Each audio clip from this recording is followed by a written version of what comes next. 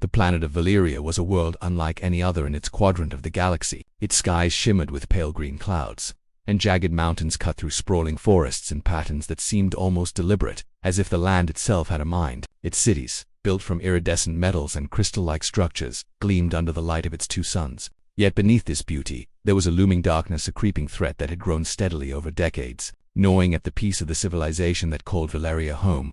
For centuries, the Valerians had lived in relative harmony. They had advanced technology, faster than light travel, and the ability to manipulate energy in ways that made their lives prosperous. Trade routes stretched between worlds, alliances were carefully maintained, and their military, though not aggressive, was formidable enough to deter most would-be attackers. However, peace, as history has often shown, is fragile, especially when power shifts in unseen ways. It began quietly. Reports of strange fleets appearing at the fringes of their star systems trickled in. First, it was just one or two ships, their shapes unfamiliar and menacing. Then came attacks, small, almost experimental skirmishes against mining outposts, border stations, and supply convoys. At first, the Valerians tried to reason with the aggressors. They sent envoys, opened channels of communication, and even attempted to understand the motivations behind these attacks. But the enemy, a mysterious and ruthless species known only as the Korath, did not respond in any meaningful way. They attacked without warning, vanished without a trace, and left devastation in their wake. By the time the Valerians realized the magnitude of the threat, it was already overwhelming. Entire colonies were under siege, and strategic points across their home system were compromised.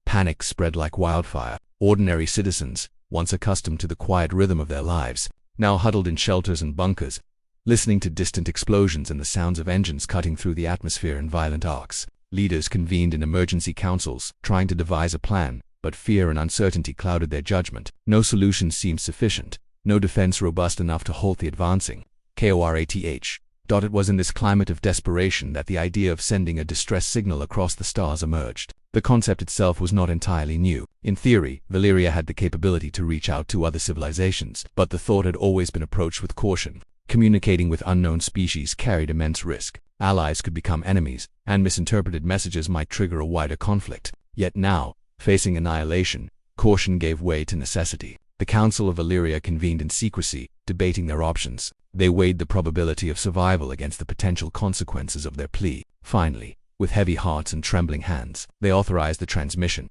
The distress signal, known as the Starfall Beacon, was unlike any message they had ever sent. It was not just a simple call for aid. It was a detailed record of the crisis, outlining the scale of the Korath threat, the devastation already wrought, and the urgency of immediate intervention. The message carried images of burning cities, crumbling infrastructure, and terrified citizens. Every byte of information was intended to convey the severity of the situation. It was a plea wrapped in raw emotion, a mixture of fear, hope, and sheer desperation. Sending the message was only the first step. Even after transmission, there was nothing the Valerians could do but wait and hope. Time, once a constant ally in their technological advancements, now felt like an enemy. Every minute that passed brought the Korath closer to their core worlds. Every hour that ticked away saw more lives lost, more cities destroyed. Families clung to each other in makeshift shelters. Children too young to understand the political machinations of the universe, staring at the skies hoping for a miracle. Scientists monitored the beacon, calculating travel times, analyzing potential responses from unknown civilizations, and holding their breaths with every passing moment.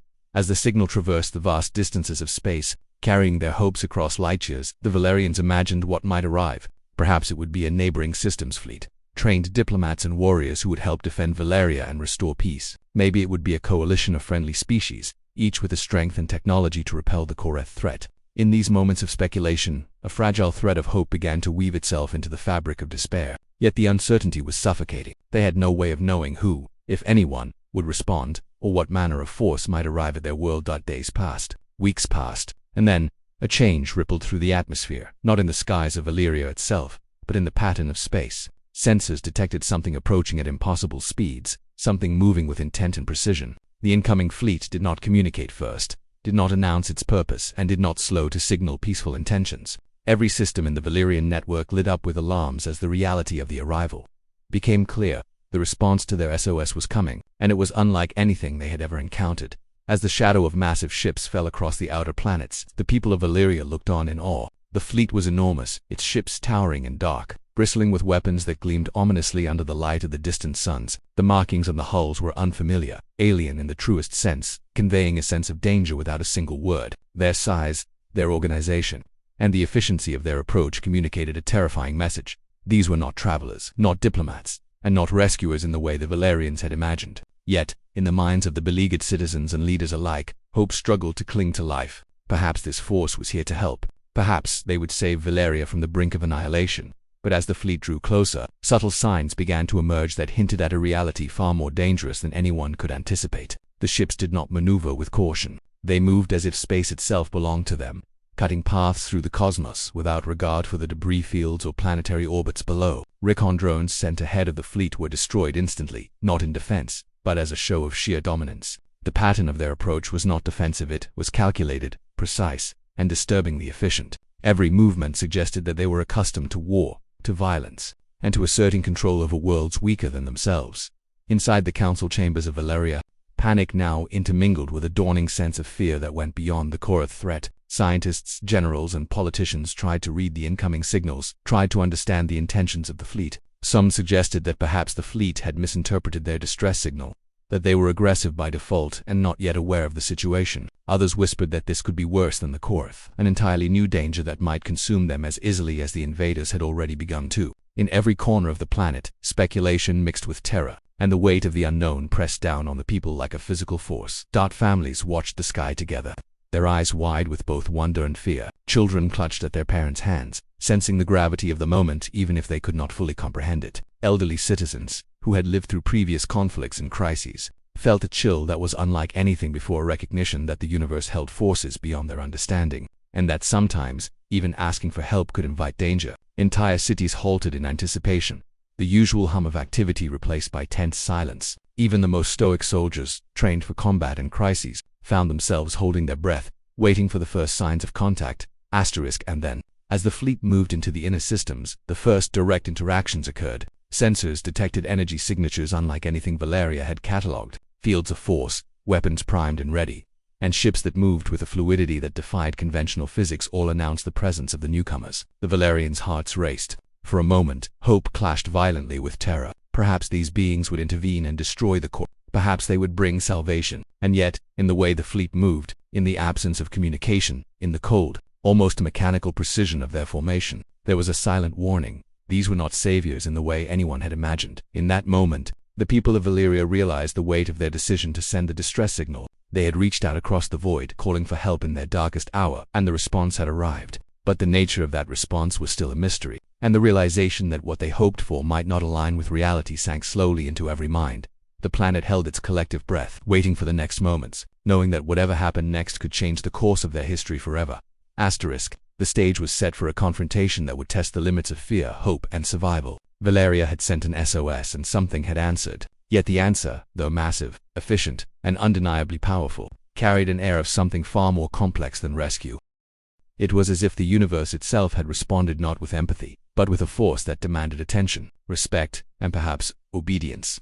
Every citizen, from the highest-ranking council member to the youngest child watching the skies in wonder, understood one simple truth. The galaxy had heard their call, and the next few hours would reveal whether that call would save them or seal their fate in ways they could scarcely imagine. The distant void of space, once empty and silent, now thrummed with movement as the massive fleet approached Valeria. The sensors of the alien world picked up the arrival of something unlike any force they had ever encountered. At first, it was impossible to comprehend the sheer scale of the vessels. Some of the largest ships dwarfed entire cities, their hulls dark and angular, bristling with weaponry that emitted a faint, almost ominous glow. These were not ships designed for diplomacy or protection. They were designed for war, for dominance, for destruction. The citizens of Valeria watched with a mixture of awe and terror, from the observation decks of their cities to the forests surrounding their capital. Eyes turned upward, following the slow, deliberate march of the fleet across the sky. Children clutched their parents' hands, unable to hide their fear, while scholars and scientists tried to make sense of the alien patterns, scanning every detail for some hint of intent. But the more they observed, the more the realization grew that these beings were not here to negotiate, not here to offer comfort, not even to assist. They were here to assert their presence, and perhaps to reshape the balance of power in the galaxy. Inside the Grand Council chambers of Valeria, leaders gathered once again. The air was thick with tension, the silence punctuated only by the faint hum of communication devices and the distant rumble of the approaching fleet. Advisors presented reports from across the planet, each more alarming than the last. The scale and precision of the incoming force left no doubt that these beings were experienced in warfare, beyond anything the Valerians had imagined. Every maneuver, every adjustment in formation, suggested a disciplined, unyielding intelligence behind the fleet, one that could outmatch the Korath attackers in both strategy and power.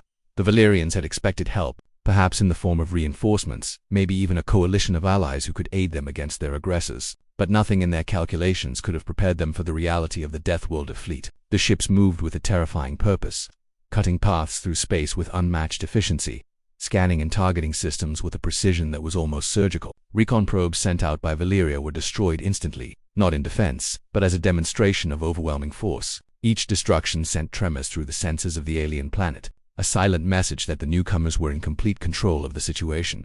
As the fleet drew closer, subtle details began to emerge that only heightened the sense of fear. The ship's designs were utilitarian, meant for function rather than beauty. There were no adornments, no signs of culture or diplomacy, no banners or signals of friendship. The hulls were reinforced with materials the Valerians could scarcely comprehend, capable of withstanding strikes that would obliterate any conventional vessel. Engines emitted a soft, almost menacing hum, a sound that resonated even across the vast emptiness of space, conveying the weight and power of the fleet. Every movement was deliberate, calculated, and unnervingly confident. The people of Valeria struggled to reconcile their hopes with the reality unfolding before them. They had sent a desperate plea, a signal of survival and trust, and the universe had answered. Yet the answer was not what they had envisioned. There was no welcoming party, no initial communication, no signs of diplomacy, just the looming presence of overwhelming power, a force that dwarfed anything the Valerians had prepared to face. Some citizens attempted to convince themselves that this might still be salvation, that the Deathworlders would intervene against the Korath,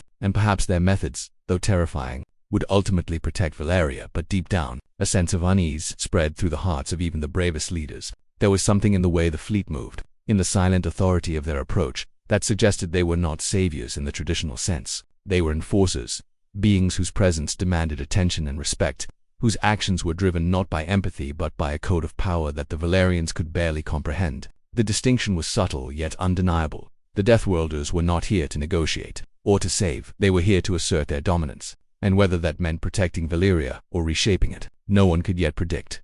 From the surface of the planet, the fleet's approach was a spectacle, both magnificent and terrifying. The skies were filled with shadows as massive ships blocked out suns, and beams of energy scanned the horizon with relentless scrutiny. Entire armies of Valeria watched, their own vessels, tiny and vulnerable by comparison, their weapons almost laughably small against the overwhelming power descending upon them. The planet's citizens were forced to confront a truth they had never truly faced before. In the grand scale of the galaxy, their advanced technology and careful defenses were fragile, almost insignificant, in the face of beings who had mastered war at an unimaginable level. Inside the fleet, the Deathworlders themselves were efficient, disciplined, and silent. There was no unnecessary chatter, no hesitation, no signs of emotion. Every action was precise, every command executed flawlessly. Their senses scanned the planet and its orbiting fleets, analyzing weaknesses, measuring distances, calculating angles of approach. They did not consider the morality of their actions, nor did they pause to understand the fears of the village. For them, the signal they had received was simply a call that required a response, and their response was as absolute as it was unstoppable. As the fleet entered the inner systems of Valeria, communication attempts from the planet grew frantic. Messages were sent, signals broadcasted, pleas for understanding, explanations of the Korath threat. But the Deathworlders did not respond in ways the Valerians could interpret. Their communication was not verbal or textual. It was physical, displayed in the overwhelming presence of their ships, in the calculated movements that left no room for negotiation.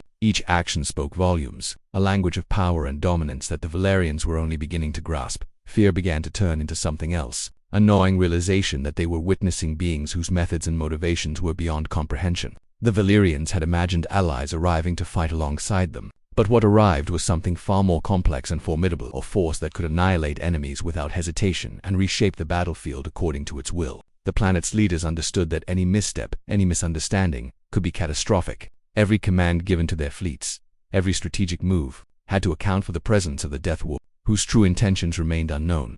The first visible signs of the Deathworlders' dominance became clear when their ships began testing their strength against the Korath invaders. Entire squadrons of the Korath were obliterated within moments, not through conventional battle tactics, but through sheer force and precision that left no survivors. Energy beams cut through the enemy ships as if they were paper, and the skies of Valeria lit up with the destructive power of weapons beyond imagination. The Valerians watched, torn between relief that the immediate threat was being neutralized and terror at the scale of destruction unfolding above them. The destruction was precise, almost clinical. The The Deathworlders spared no time or resources on hesitation. Every strike was calculated, every move premeditated. To the Valerians, the spectacle was both horrifying and mesmerizing. They had sent a call for help, and it had arrived, but the form it took was incomprehensible. The Deathworlders were not saviors, they were judges, executioners, and masters of a form of war that the Valerians had only theorized about. As the battles continued, whispers spread across the planet. Families clung to each other, trying to process the enormity of what they were witnessing. Soldiers who had faced the Korath alone felt their confidence waver, realizing that even the mightiest Valerian fleet was insignificant in comparison. Scholars documented every detail, not only to understand the technology of the Deathworlders but also to learn from their methods, knowing that survival would depend on comprehension of such overwhelming power.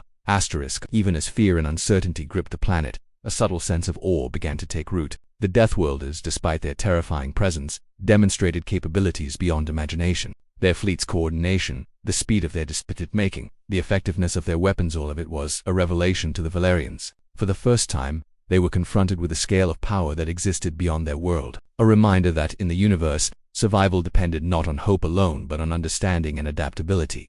As the fleet moved deeper into the system, the Valerians realized that the outcome of their SOS had already begun to reshape their perspective. They had expected help in the form of familiar methods, reinforcements, negotiations, traditional warfare. What they received instead was something alien, efficient, and absolute. The Deathworlders had arrived, and their presence would change everything. Whether this change would protect or punish them remained unclear. But the Valerians now understood that their galaxy was vast, dangerous, and far more complex than they had ever imagined by the time the first direct engagements were complete. The Korath forces had been shattered, their remaining ships fleeing into the void. Yet the Valerians could not celebrate. The Deathworlders had not communicated, had not declared victory, and had not offered reassurance. They had arrived, executed their will, and waited silent, powerful, and inscrutable. The planet was left to consider the implications of what they had witnessed. The SOS had brought a response, but it was not salvation as they had envisioned. It was something far more profound, something that would leave an indelible mark on Valeria forever. The devastation left by the Deathworlders' initial engagement with the Korath was staggering. From the surface of Valeria, citizens watched as the last remnants of the invaders were obliterated with terrifying precision. Cities that had been under siege breathed a brief sigh of relief, yet that relief was shadowed by an unfamiliar, gnawing fear. The Deathworlders had accomplished what the Valerians could never have hoped to do on their own. They had wiped out the immediate threat, but the method and intensity of their actions left the impression that was impossible to ignore. Valerians tried to comprehend what had occurred, but their understanding was limited. Scientists and military strategists analyzed sensor data, recording every movement, every strike, every tactic used by the Death. Their findings were both uninspiring and terrifying. The precision with which the Deathworlders destroyed the Korath ships suggested not only immense power but a cold, calculated efficiency that did not account for hesitation, mercy, or negotiation. Every ship, every squadron, every tactical decision was executed with ruthless perfection. The Valerians had initially believed that the fleet had come to protect them. The starfall beacon they had sent had been a cry for help, a plea for allies in a time of desperation. Their hopes were simple: reinforcements, guidance, and protection from the invading forces. They imagined diplomacy, strategy, and perhaps even guidance from a more experienced civilization. They did not imagine a force that would obliterate entire fleets in minutes, leaving nothing to chance. Yet here they were, watching the Deathworlders move not as allies but as a force of judgment, a presence that demanded understanding on terms. The Valerians could barely grasp. In the command centers scattered across Valeria, frantic communication began. Leaders sent messages to the fleet, attempting to establish contact, to clarify intentions, to plead for guidance. "We are your allies. We welcome your intervention." The messages read, "We do not seek conflict. We ask only for assistance." But the Deathworlders did not respond in the language of diplomacy. There were no words, no signals of reassurance, no signs that they recognized the Valerians' intentions. Their communication came instead in silence, in the calculated positioning of their ships, and in the subtle but unmistakable displays of power. Every action of the fleet communicated the same thing: control, dominance, and the expectation that their presence would be respected and understood. Fear began to take hold among the Valerians. Families huddled together, civilians sought shelter, and even the bravest soldiers felt the weight of the unknown pressing down on them. What had been meant to be salvation now felt uncertain, even dangerous. Was the Deathworlder fleet here to protect them, or would their presence inadvertently bring harm? Every moment spent observing the newcomers heightened anxiety. The Valerians had hoped for reassurance, yet what they received was a display of power so vast that it overwhelmed their senses and challenged their understanding of the universe. The first direct interactions between Valerians and Deathworlders began when smaller reconnaissance drones were sent by the planet to test the fleet's intentions. These drones approached with caution, maintaining communication channels open, transmitting signals of peaceful intent. The Deathworlders responded, but not in ways the Valerians could interpret. Drones were examined and destroyed, not out of malice but as a test, a statement of capability. The Valerians observed, recording every detail, trying to discern meaning in actions that did not align with their expectations of sentient behavior. Even as anxiety spread, subtle patterns began to emerge. The Deathworlders were not mindless aggressors. Their actions were deliberate and precise. They were assessing, observing, and executing with intent. It became increasingly clear that they operated under a code entirely foreign to the Valerians. Where the Valerians relied on communication, negotiation, and interpretation of intent, the Deathworlders relied on outcomes, efficiency, and results. Their perspective on interaction, even with those they might protect, was different from anything the Valerians had encountered. This realization triggered a mixture of fear and awe. Leaders debated the implications of the fleet's behavior. Scholars suggested that the Deathworlders' silence might not be hostility but rather a different method of interaction, one that relied on observation and demonstration rather than conversation. Military officers worried that misunderstanding this method could lead to catastrophe. The Valerians had sent a call for help, but they now faced the reality that the response they received operated on a scale, both in power and perspective, that they could barely comprehend.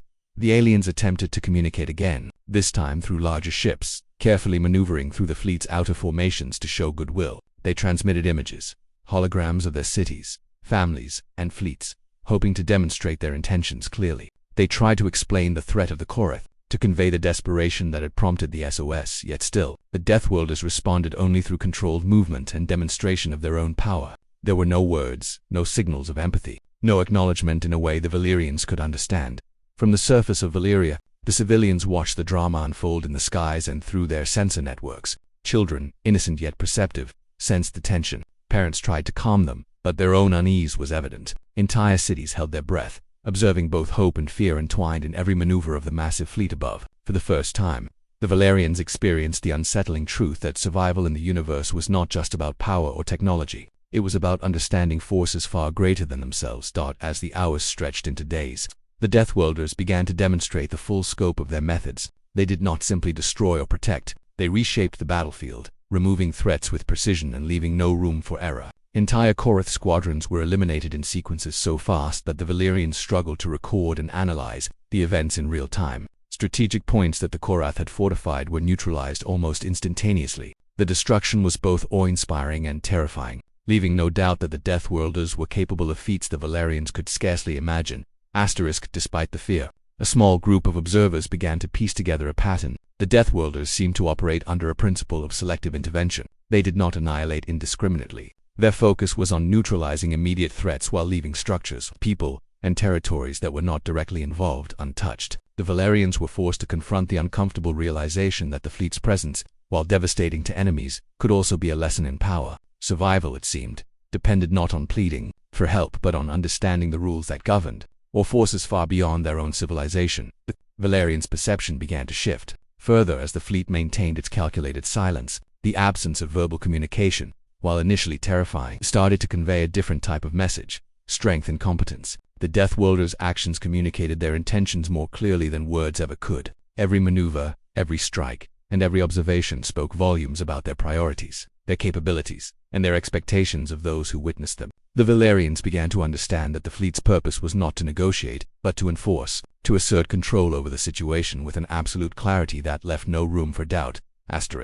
Inside the planetary command centers, debates raged. Some leaders argued that the Deathworlders could still be allies if the Valerians demonstrated understanding and compliance. Others feared that any misstep might provoke hostility. The uncertainty created a tense atmosphere that pervaded every aspect of Valerian life. Citizens were urged to remain calm, but the shadow of fear persisted. The arrival of the fleet had solved one problem, the immediate core threat, but it had introduced a far more complex one: how to interact with a force whose intentions were inscrutable and whose power was unmatched. The psychological impact on the Valerians was profound. For generations, they had believed that diplomacy, technology, and strategic thinking was sufficient to navigate the dangers of the galaxy.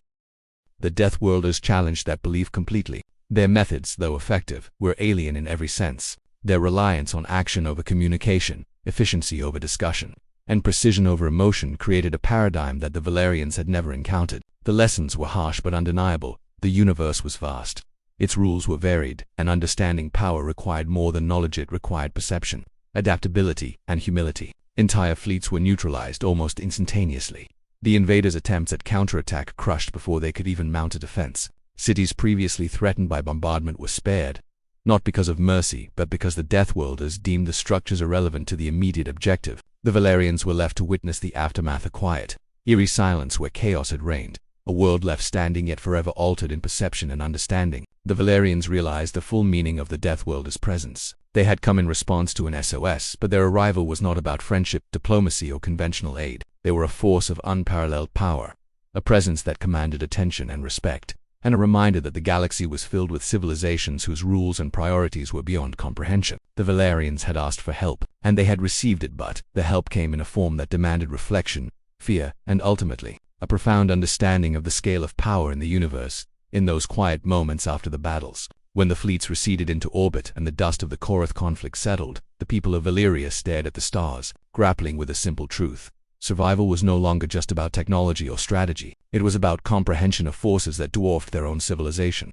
and about the realization that sometimes the universe answered SOS calls in ways far stranger, harsher, and more revealing than anyone could have imagined. Asterisk. The moment the Valerians had long feared arrived with a force that shook their world to its core. The Korath, weakened but not entirely defeated, attempted to regroup in scattered formations, hoping to salvage what little they could after the Deathworlders' initial assault. But their efforts were futile from the start. The Deathworlders, moving with relentless efficiency, identified each threat before it could take shape. Their strategy was not haphazard. It was a carefully calculated demonstration of overwhelming power, designed to neutralize enemies before they could even conceive of resistance. From the surface of Valyria, the sight was both terrifying and mesmerizing. The skies above were filled with streaks of light from the Deathworlders' weapons, precise beams that cut through the Korath fleet like a knife through cloth. Entire squadrons were vaporized within moments, leaving only twisted metal and debris drifting through space. The Korath had underestimated the Deathworlders' capabilities, and the consequences were immediate and absolute. There was no hesitation, no negotiation, no mercy. Each move was executed with the precision of a civilization that had mastered war to a degree the Valerians could barely comprehend. The citizens of Valyria were forced to confront a new reality. Their cities, once under siege by the Korath, were now overshadowed by the presence of a far more powerful force. People watched from observation points and safe shelters, hearts pounding, eyes wide with a mixture of fear and awe. Every strike, every maneuver, sent shivers down the spines of those who had believed that sending an SOS would bring conventional help. Instead, they had witnessed the arrival of a power that acted according to rules entirely foreign to their understanding of warfare and morality. Inside the Valyrian command centers, confusion and tension reached their peak. Generals and strategists attempted to assess the ongoing battles, to find patterns, to anticipate outcomes, and perhaps even to learn from the Deathworlders' methods. Yet every calculation seemed insufficient. The speed, precision, and scale of the Deathworlders' attacks defied conventional logic. Sensor readings, weapon assessments, and fleet movements all pointed to a force that was not only stronger but fundamentally different in its approach to combat. There was no improvisation, no error, no hesitation, only unyielding effectiveness. That as the battles continued, the Korath attempted desperate counter, but their strategies were quickly rendered useless. Entire fleets were obliterated before they could engage, each vessel destroyed with such exactness that it seemed almost instantaneous. The skies over Valyria, once filled with fear and tension, were now a theater of controlled destruction. Every strike served as a lesson, a reminder that the Deathworlders operated under rules that prioritized outcomes over everything else. Civilians, witnessing this, were gripped by a mixture of fear, respect, and an almost spiritual sense of awe at the sheer magnitude of what they were seeing. Asterisk. The devastation was not limited to space. Korath ground forces, attempting to establish footholds on Valyria itself, were neutralized with similar precision. Weapons capable of obliterating entire regions were deployed in calculated strikes, avoiding areas that were irrelevant to the strategic objective. Yet, the destruction that occurred was immense. Cities previously thought secure were damaged, supply lines obliterated, and infrastructure reduced to rubble. The Valyrians were left to process the scale of devastation. The Deathworlders did not operate with cruelty for cruelty's sake, but the results were catastrophic for anyone caught in the midst of their campaigns.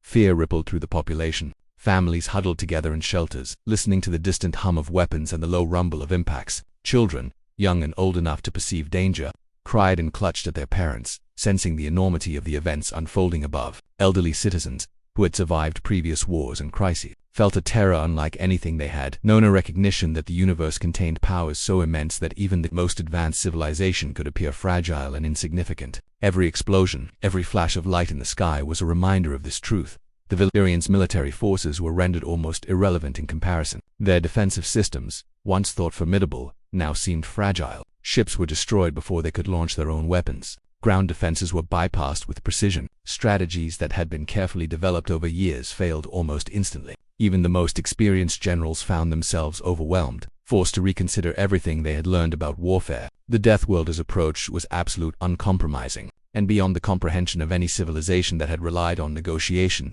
adaptation, and gradual escalation. Amid this chaos, the Valerians began to understand a deeper lesson. The Deathworlders did not attack indiscriminately. Every strike, every display of power, was purposeful. Their focus was on eliminating threats to Valeria's survival, not on causing random destruction. Yet, the distinction was subtle and often lost in the sheer scale of devastation. Civilians and soldiers alike had to reconcile the fact that they were witnessing protection, guidance, and annihilation simultaneously. The Deathworlders' actions were a reminder that in the vastness of space, survival often required understanding forces that operated on entirely different principles.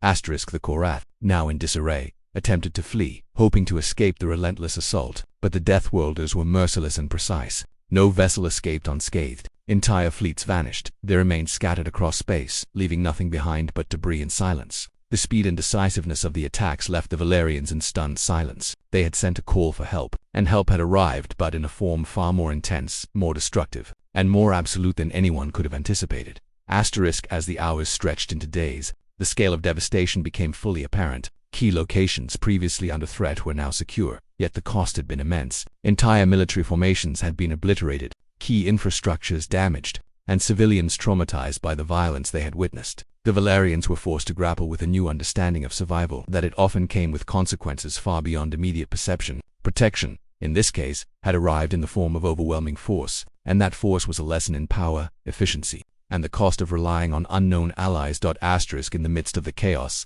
some Valerians began to piece together a clearer understanding of the Deathworlders' methods. Their strikes were calculated, their movements deliberate, their goals precise. Unlike conventional allies, who might negotiate, delay, or compromise, the Deathworlders acted with singular focus and determination. Their actions communicated intent more effectively than words ever could. The Valerians realized that the fleet's purpose was not simply to aid them but to establish control over the situation with absolute clarity. Understanding this was as vital as the physical defense of the planet itself. From the perspective of civilians, the events were surreal. Entire sections of the sky seemed to come alive with energy beams and explosions. And yet, amidst the destruction, a sense of order prevailed. There was no randomness, no chaos beyond the immediate conflict. The Deathworlders moved like a single entity, every action synchronized, every strike deliberate.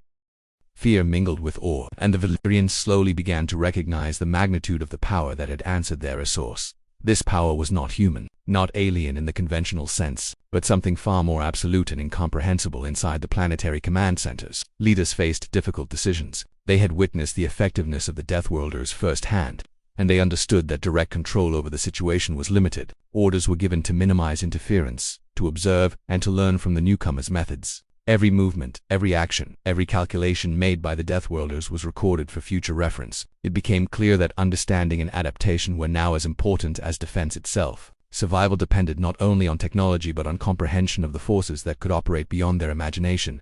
Their remaining forces scattered, infrastructure destroyed, and morale shattered. Yet the Valerians could not celebrate victory. The Deathworlders had acted, but not with kindness, not with empathy, and not in the form of reassurance. They had arrived, demonstrated absolute power, and achieved their objectives. The planet had survived, but the cost was psychological as well as material. Fear, awe, and a newfound respect for the scale of power beyond their comprehension permeated every aspect of Valerian society. The Deathworlders did not operate on the same principles as the Valerians. They were not conventional allies, nor did they adhere to familiar forms of morality or diplomacy. Their actions, though destructive, were purposeful, precise, and effective. They had neutralized the immediate threat, but in doing so, they left the Valerians with a profound understanding. Survival in the universe was not about hope alone, but about comprehension, adaptation, and respect for powers far beyond one's own. In the quiet aftermath, as the smoke and debris settled and the immediate chaos faded, the people of Valeria gazed at the stars with a mixture of fear, gratitude, and reverence. Their SOS had been answered, but the answer was not what they had expected. The Deathworlders had come, not simply to save, but to demonstrate a scale of power that reshaped their understanding of the galaxy forever. And in that moment, the Valerians realized that their civilization, while advanced, was only beginning to comprehend the vast, dangerous, and astonishing universe in which they lived. The aftermath of the Deathworlders' assault left Valeria in a state that was almost unrecognizable. The immediate threat of the Korath had been eliminated, but the scars of the conflict were etched deeply into the landscape, the cities, and, most importantly, the minds of its people. Where once there had been fear, confusion, and desperation, a new, more complex emotion began to take root, a combination of awe, respect, and a sober understanding of power. The Valerians had witnessed something far beyond their previous comprehension, and slowly, painfully, they began to understand the lessons implicit in the fleet's presence. For the Valerians, the first step in understanding was reflection. Scientists, scholars, and historians gathered in secure locations to analyze every piece of data they had recorded during the conflict. Every strike, every movement, every calculation made by the Deathworlders was meticulously examined. They studied the patterns, the efficiency, and the sheer force of the fleet. Unlike conventional allies, the Deathworlders had not explained themselves through words or diplomacy. They had communicated through action. Their methods were clear, undeniable, and uncompromising. What the Valerians initially perceived as violence and destruction slowly revealed itself to be a structured, disciplined form of intervention that had objectives far more calculated than simple devastation. Military leaders faced a similar reckoning. For generations, Valerian strategy had relied on a combination of intelligence, advanced technology, and predictive tactics. Their battles had been fought with careful planning and incremental adjustments. The Deathworlders, however, had introduced a paradigm that rendered previous tactics almost obsolete. Entire fleets were neutralized in minutes. Threats were removed before they could act. The scale and speed of intervention demonstrated that survival depended not only on preparation, but on understanding the principles of power that governed civilizations far older and stronger than their own. Officers realized that their knowledge, while sophisticated, was limited by perspective. In the vast universe, there were forces whose methods were beyond negotiation and whose judgment was absolute. Among the civilians, the psychological impact was profound. Families who had survived the bombardments and chaos found themselves grappling with a new reality. The universe was neither kind nor predictable, and sometimes help arrived in forms that were incomprehensible. Children, who had watched the skies filled with devastating energy beams, clutched their parents in fear and curiosity, asking questions that could not be answered easily. Elderly citizens, whose lives had been shaped by previous conflicts and narrow escapes, now faced a humbling realization. They had assumed that the galaxy operated under rules they could understand. The Deathworlders had shattered that assumption. Their presence was a revelation. Survival was no longer guaranteed by technology, alliances, or hope alone. It required comprehension, adaptability, and respect for powers that transcended conventional understanding. The Valerian leaders convened in councils to discuss the broader implications. While the immediate danger of the Korath had been eliminated, the future of the planet remained uncertain. What they had witnessed was not simply an intervention, it was a demonstration of control. The Deathworlders had arrived, acted decisively, and left without explanation. Their intervention was effective, but it carried a subtle warning. Weakness invites chaos. Reliance on others is not guaranteed to result in safety, and survival often requires strength that goes beyond conventional measures. Leaders realized that to navigate the universe safely, Valeria would need to reconsider its approach to diplomacy, defense, and strategy. The SOS had summoned a response. Yes, but the nature of that response revealed far more about the galaxy than about immediate safety. As days passed, the people of Valeria began to process the lessons in their own ways. Children in schools were taught to understand the events as more than just a tale of survival. They were lessons in awareness, caution, and resilience. Citizens who once looked outward to other civilizations for assistance now realized the importance of cultivating internal strength. Scholars debated and discussed the broader philosophical implications. The universe was vast, and civilizations capable of wielding such power would not always act according to one's expectations. The Deathworlders had acted according to their own principles, yet the consequences were clear for all to see. Strength, precision, and decisiveness were forces that could determine outcomes more effectively than diplomacy or hope alone. Even among the scientists and engineers, transformation was occurring. They began to understand the need for innovation that went beyond incremental improvements. The technology of the Deathworlders, while advanced and enigmatic, represented a mindset that combined efficiency, adaptability, and mastery over fundamental forces. Valerians realized that surviving and thriving in the galaxy would require more than conventional advancements. It would require embracing new principles, studying unfamiliar methods, and preparing for encounters with powers that might not share their morality or logic. The fleet had demonstrated the value of absolute precision, rapid decision-making, and the willingness to act decisively when stakes were highest. These lessons were as critical as the immediate survival of the planet itself psychologically. The Valerians began to shift from fear to cautious respect, Observing the Deathworlders, they recognized the difference between indiscriminate destruction and purposeful action. Entire fleets of the Korath were destroyed, yet structures that were not relevant to strategic objectives were spared. Civilians, too, were largely left unharmed, not because the fleet was merciful, but because its actions were calculated, targeted, and effective. This distinction was crucial. The Deathworlders were not benevolent, but they were systematic. Their power was absolute, yet it operated under logic that could be studied and, perhaps in time, understood. Political leaders began to implement changes in governance and policy, recognizing the vulnerabilities exposed by the Korath invasion. They prioritized internal strength, defense preparedness, and the cultivation of knowledge about other civilizations. The SOS had highlighted both weakness and the potential consequences of relying on external forces. Valyrians realized that survival required proactive measures, not just reactive pleas for help. The lessons of the Deathworlders' intervention prompted reforms that emphasized resilience, efficiency, and strategic foresight.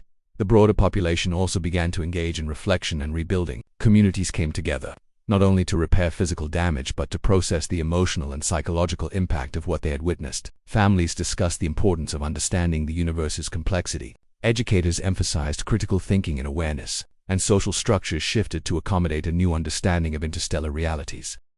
The Deathworlders' presence had been brief, yet its effects were enduring. Their intervention was not only a demonstration of power but a catalyst for transformation, compelling the Valyrians to reconsider the very foundations of their civilization. Economically and technologically, Valyria entered a period of intense innovation. The fleet had demonstrated capabilities far beyond the Valyrians' own technology, highlighting the gaps in knowledge and ability. Engineers and scientists worked tirelessly to study the patterns of the Deathworlders' actions, the energy outputs of their weapons, and the strategic principles that guided their interventions. While much remained beyond comprehension, the process of studying and learning became a cornerstone of survival strategy. They understood that the lessons of power and precision could not be ignored if they hoped to withstand future threats in a galaxy filled with forces equally or more formidable than the Korath. Socially, the Valyrians experienced a profound shift in perspective. Where fear had once dominated, a cautious optimism emerged. They had survived not because of their own power, but because an external force had acted decisively. Yet the experience instilled an understanding that survival was not guaranteed in every encounter. Reliance on others was no longer seen as a simple path to safety. It was a calculated risk that carried potential consequences. Citizens began to develop resilience, self-reliance, and strategic thinking, understanding that the universe's rules did not always favor those who acted purely from hope or expectation. Over time, the psychological transformation became even more apparent. The Deathworlders, by their very actions, had reshaped the way the Valyrians thought about the universe. They had demonstrated that power, efficiency, and decisiveness were as important as morality, diplomacy, and negotiation. The planet's leadership, citizens, and military forces internalized this lesson, preparing for a future in which the galaxy would remain vast, unpredictable, and filled with forces whose methods were beyond conventional understanding. The fleet's presence had been fleeting, but its impact was permanent. The Valyrians had come to a sober understanding. The Deathworlders had arrived, acted decisively, and departed, leaving behind not just a cleared battlefield but a profound lesson in the nature of power and survival. The Korath threat had been neutralized, yet the true impact was psychological, philosophical, and strategic. Valyrians now realized that surviving in the galaxy required more than technology or diplomacy. It required comprehension of forces that operated under principles beyond one's own, an acceptance of the unpredictability of power, and a commitment to growth, innovation, and resilience. The planet began to rebuild, not just physically, but mentally, socially, and strategically. Communities focused on strengthening themselves. Governments prioritized preparedness, and scholars dedicated themselves to understanding the broader universe. The SOS had been answered, but not in the form the Valyrians had anticipated. Instead of simple aid, the Deathworlders had provided something far more valuable: a lesson, a revelation, and a catalyst for transformation. The people of Valyria had survived, but they had also evolved in understanding, realizing that the universe was vast, dangerous, and full of powers whose logic and methods would always demand respect, comprehension, and adaptation. The skies above Valyria had returned to a tense, quiet state. The chaos of the battles had subsided. The Korath threat had been neutralized, and the once overwhelming presence of the Deathworlders' fleet lingered only in memory and in the data recorded by the Valyrians. Yet, though the immediate danger had passed, a profound change had taken place across the planet. The Valyrians were no longer simply a civilization recovering from attack. They were a people who had witnessed the scale of power in the galaxy and survived to reflect on it. Their understanding of the universe, and their place within it, had been forever altered. From the surface, the departure of the Deathworlders was a quiet but imposing spectacle. Massive ships moved with the same deliberate precision that had characterized their arrival, gradually ascending into the void, disappearing one by one into the darkness of space. The light of their engines left brief streaks across the atmosphere, a reminder that these beings had been present, had acted decisively, and now left the planet to its own devices. No words of farewell were spoken. No signals of explanation were sent. The Valerians were left to interpret their departure as they could, piecing together meaning from actions rather than communication. It was a lesson in itself. The universe often did not provide answers in ways that were immediately understandable or comforting. In the immediate aftermath, Valeria's leaders convened to assess the situation and plan for the future. The Korath, once an immediate and terrifying threat, were now completely destroyed or driven from the system. The planet's defenses, while damaged, had survived thanks to the Deathworlders' intervention. Yet the focus of these meetings quickly shifted from mere survival to understanding, reflection, and adaptation. The events had revealed vulnerabilities in Valeria's strategies, technology, and social preparedness. The SOS that had summoned a response had not resulted in simple aid. It had resulted in a demonstration of power that forced the Valerians to confront their own limitations and to envision a future in which their civilization could not rely solely on hope or outside assistance. Scientists and engineers pored over the data gathered during the conflict. Every beam of energy fired by the Deathworlders, every movement of their ships, every pattern of destruction was analyzed in painstaking detail. While much remained beyond comprehension, the process of observation itself became a critical tool. Valerians realized that survival in a universe populated by forces like the Deathworlders required not only technological advancement but also the ability to interpret, learn from, and adapt to the unfamiliar. The fleet's intervention had been absolute and decisive, but it had also provided a living lesson in efficiency, precision, and the strategic application of overwhelming power. The psychological impact on the population continued to evolve. Families, once terrified of the attacks, began to process their experiences, discussing what had been witnessed and what could be learned. Children, who had been shielded from the worst of the conflict, now asked questions that demanded careful thought. Why did they come? Why did they destroy so much? Will they come again? Parents, educators, and community leaders grappled with answers, often admitting that the full truth could not be conveyed. The universe did not always operate according to the morality or understanding of one civilization. The Deathworlders had acted decisively, and their actions spoke louder than words. The lesson for the young and old alike was simple but profound. Power, efficiency, and comprehension of forces beyond one's own control were vital to survival. As the days turned into weeks, the Valerians began to implement structural and societal changes. The military undertook extensive reforms, focusing on strategies that emphasized resilience, adaptability, and rapid response. The lessons of the Deathworlders had demonstrated that traditional incremental approaches to defense could be insufficient in the face of overwhelming power. The fleet had operated with precision and decisiveness, leaving no room for error or hesitation. Valerian forces now sought to internalize these principles, developing protocols, training regimens, and technologies that reflected an understanding of power on a scale previously unimagined. Beyond military reforms, governance and civic organization also evolved. The leaders of Valeria recognized that survival depended on coordination,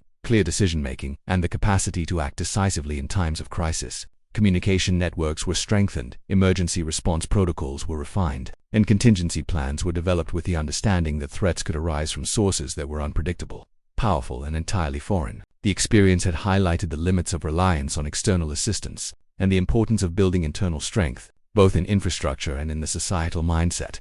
Economically, the planet underwent a period of rapid adaptation and innovation. The technological sophistication displayed by the Deathworlders inspired Valerian engineers and scientists to explore new approaches, combining theoretical knowledge with lessons gleaned from observation. Materials, energy systems, and weaponry were redesigned with an eye toward efficiency, precision, and adaptability. The Deathworlders had demonstrated that victory and survival were not merely about quantity of resources or firepower, but about the intelligent application of capability in a calculated and uncompromising manner. Valeria now sought to internalize these lessons across every sector of society. Socially, the population experienced a shift in consciousness. Where fear and helplessness had dominated, a new sense of awareness emerged. People began to understand that the galaxy was vast, filled with powers far beyond their comprehension, and that survival depended as much on understanding these forces as on immediate physical defenses. Communities worked together, not just to rebuild structures damaged in the conflict, but to cultivate resilience, education, and preparedness. Cultural emphasis shifted toward strategic thinking, observation, and the development of skills that would allow future generations to navigate a complex, dangerous universe. The Valerians also grappled with the moral and philosophical implications of the Deathworlders' intervention. Their actions had been devastating, yet purposeful, overwhelming, yet structured. They had acted according to their own code, which was not bound by conventional notions of morality or diplomacy. The Valerians realized that the galaxy operated according to principles that could not always be reconciled with personal or planetary ethics. The lesson was stark. Survival required comprehension of these principles, and respect for power, efficiency, and decisiveness that transcended local norms or expectations. The memory of the Deathworlders' presence became both a cautionary tale and a source of inspiration. Statues, memorials, and records were established, not only to honor the survival of Valeria, but to serve as reminders of the lessons learned. Schools taught about the events, emphasizing the importance of observation, adaptation, and preparedness. Military academies incorporated the fleet's strategies into training exercises, not to mimic the Deathworlders but to understand the logic of decisive, efficient action. Cultural narratives shifted from tales of fear to stories of awareness, reflection, and the profound responsibilities of power.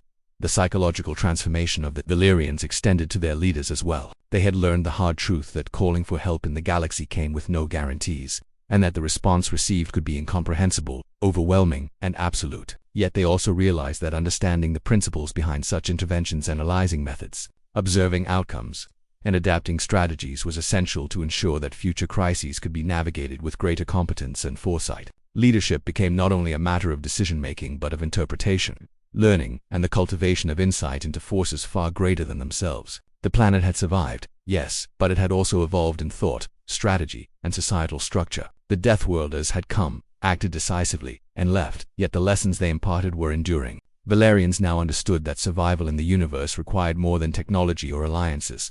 It required comprehension of forces operating beyond conventional logic, the capacity to adapt, and the humility to recognize one's own limitations. The SOS that had summoned the fleet had set in motion a series of events that reshaped an entire civilization, leaving behind not only memories of destruction and awe but also a path toward growth, awareness, and resilience. The night skies over Valeria, once dominated by fear of invasion, now carried a new symbolism. They were a reminder of the vastness of the galaxy, the presence of powers beyond comprehension, and the lessons learned from the brief, absolute intervention of the Death. Citizens gazed upward, reflecting on the fragility and potential of their civilization, inspired to cultivate knowledge, strength, and awareness in preparation for the unpredictable future. Survival was no longer just a hope, it was a responsibility, built on understanding, adaptation, and respect for the forces that governed the wider universe. In the end, the legacy of the Deathworlders' intervention was not measured by the destruction they had wrought, nor by the enemies they had eliminated, but by the transformation they had triggered. Valeria had endured,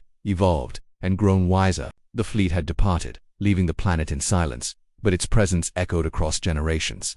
The lessons of power, decisiveness, and strategic comprehension were etched into the hearts and minds of every citizen. The galaxy was vast and dangerous, but Valeria was no longer naive. They had glimpsed forces beyond understanding and survived. They had learned that survival was not simply about hope, allies, or technology, but about awareness, adaptation, and the courage to confront the incomprehensible with both caution and resolve.